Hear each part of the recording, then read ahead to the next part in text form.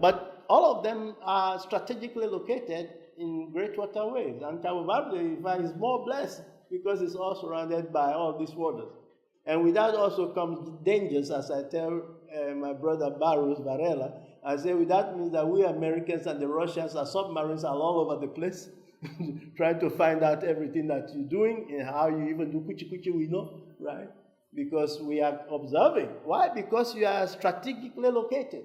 But with that strategic location, also you can take advantage of that opportunities if you only know how to flex your muscle. That means that some sonar system has to be in place. Where you have sonars in your water, they can say, we caught you, now you got to do something. And that is the quid pro quo that Sweden did when the famous case of the whiskey on the rocks.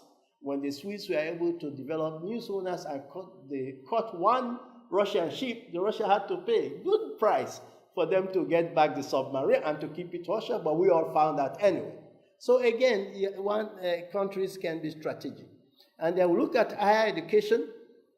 Of course, these numbers are fluid, some can change. We see that our countries are not that vacuous in terms of thinking, creating think tanks, with Nigeria and Senegal having very high, and Ghana, others are lagging. But when you cluster that as a unit, this is a whole lot of power.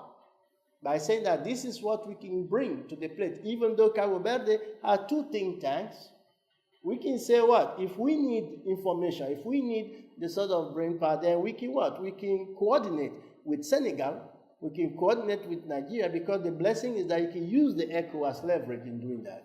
And why are we sending students sometimes in America or Portugal or place, and some don't come back when there are so many good universities in the ECOWAS region that are really growing very strong and producing some great science? Look at Makerere.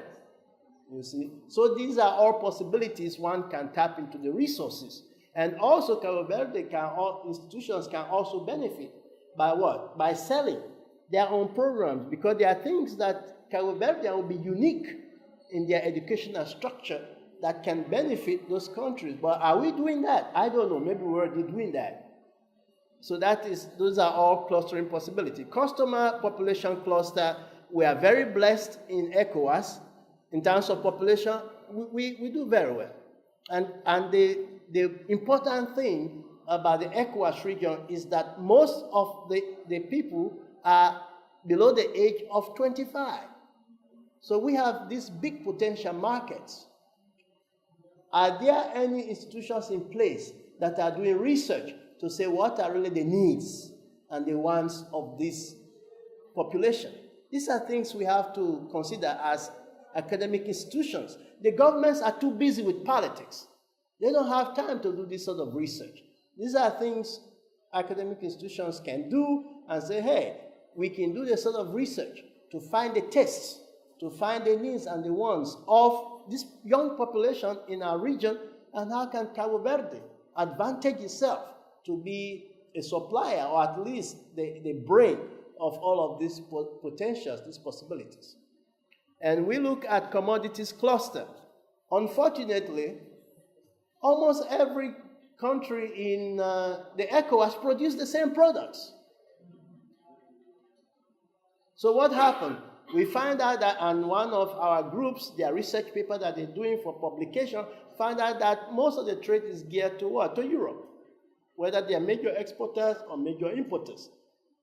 What can we do as a region to sometimes diversify the product that we produce? These are suggestions that scholars can bring and say, okay, if there is an economic advantage by these countries, let's make suggestions that these countries can specialize more on these, and these other countries can specialize on this, so we don't keep producing the same things, because again, they are what we call economics advantage, productivity advantage, that then can allow a better return for goods produced or manufactured in one country than the other.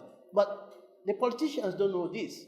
It takes scholars, it takes thinkers to come up with innovative and indigenous ideas to make these suggestions. And the interest pressure groups similar across the ECOWAS. They usually are labor, education, civil society pressure groups. What is missing among them? There are very few women interest groups operating in the ECOWAS region. Only when there is a crisis do you see women civil service group emerge, like Maropet after the war in Liberia and Sierra Leone. So what can scholars begin to think about, to say these are women interests, that they can advocate, that they can make suggestions, and that women can also have this very active role in decision making. The idea of let's empower women is not our job as men to empower women, because women have the power. All they have to do is what? Put themselves, take the initiative, take the lead, and sometimes demand that the men get out of the way so that they can exhibit their power. So there is no reason why academia should run away from those issues. And we see communications cluster. We have a great research presentation yesterday on communication clusters, and we see the power that now the internet and the telephones and the mobile phones are bringing to the region.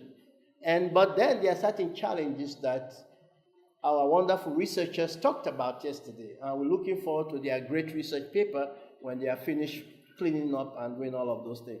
Then there's the security cluster. All ECOWAS countries have armies, navy, air force, some by name.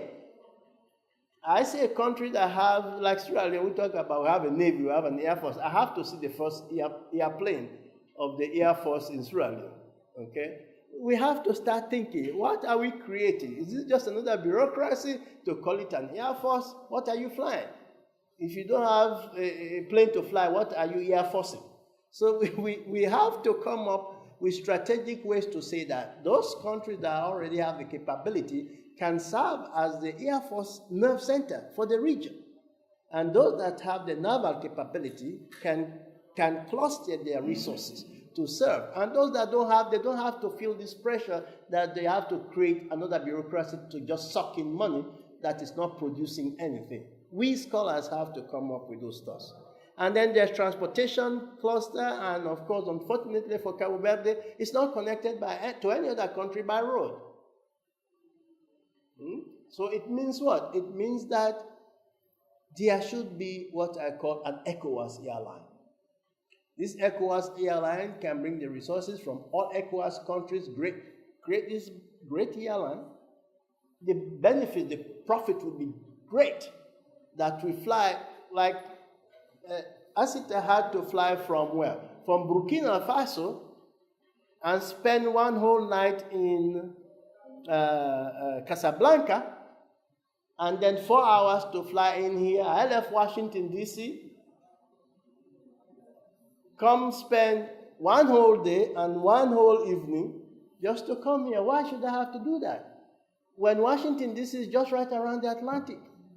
I can fly from Dakar from Washington to Dakar in 6-7 hours because they're South African Airways, an African airline.